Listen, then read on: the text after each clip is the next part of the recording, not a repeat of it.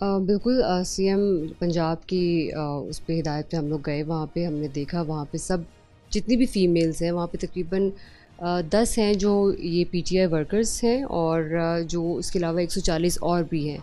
तो it's like 150 के around वहाँ पे हैं। तो आप पर्टिकुलरली जो बात कर रहे हैं कि जो आपने कहा कि इनके बारे में क्लेम किया जा रहा था और एक डिफरेंट प्रोपेगेंडा चलाया गया है कि इनके साथ कोई बदसलूकी की गई है, इस तरह का कुछ भी नहीं है। मैं उनसे खुद मिली हूँ एंड मैंने खुद सबसे एक एक फ़र्दन बात की है।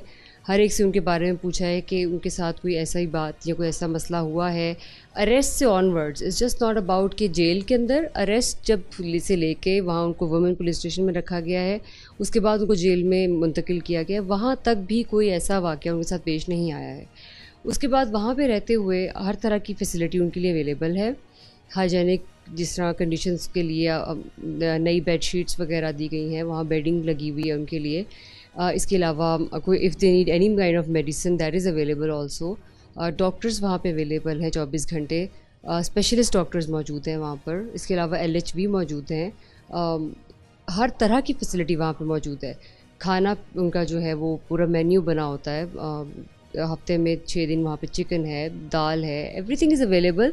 और इस तरह की जो बात की जा रही है जिस which you are referring to, इस तरह की कतन कोई बात वहाँ पे नहीं है। और in case of any emergency या कोई बीमार हो जाता है तो वो वहाँ पे डॉक्टर्स भी अवेलेबल हैं और एम्बुलेंसेस का भी पूरा इंतज़ाम है, ताकि उनको अगर इन केस कहीं पर भी टर्शरी केयर हॉस्पिटल में मुंतकिल करना पड़े तो that is also not an issue. इस दावे में तो कोई हकीकत नहीं है, इसमें कोई ऐसी बात मतलब इबाहम वाली बात ही नहीं है।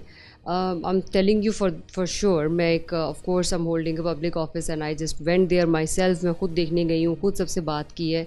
एंड ऑब्वियसली वो अभी कुछ दिनों के बाद वो खुद भी मंजर आम पे आएंगी ख़वातीन, एंड दे कैन टेल कि उनसे जब मेरी मुलाकात हुई है या कि हमारे साथ मेरी कोलीग भी गई थी, तो how did they find us and how did वहाँ की कंडीशंस किस तरह की थी। मेरे ख्याल से कानून की नज़र में सब बराबर हैं। हम किसी को कोई स्पेशल ट्रीटमेंट भी नहीं दे रहे और ना किसी को मिस ट्रीट कर रहे हैं।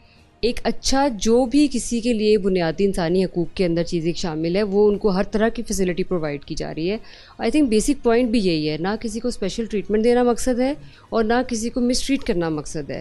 देखिए, अगर कोई किसी ने जुर्म किया है और किसी ने कोई कानून तोड़ा है तो उसको उसके मुताबिक सज़ा है या उसको कानून के प्रोसेस से गुजरना पड़ेगा।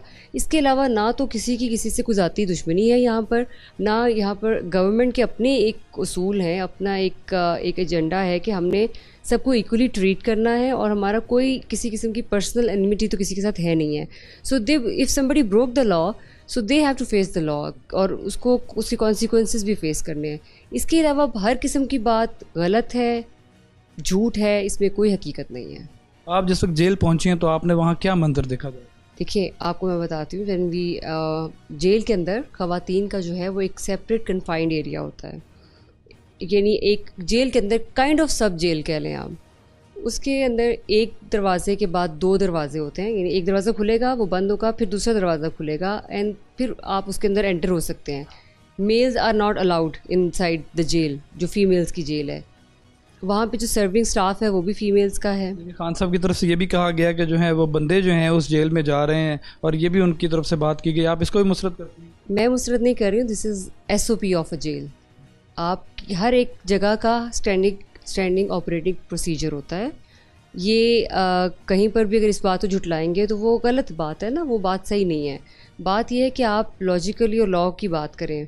मेरे अभी आज के विज़िट तो एक अलग बात है। हर जेल का, हर प्रिज़न का अपना एक तरीक़ाकार होता है और वो उसके मुताबिक SOPs फॉलो की जाती हैं, उसको कोई भी ब्रेक नहीं कर सकता है।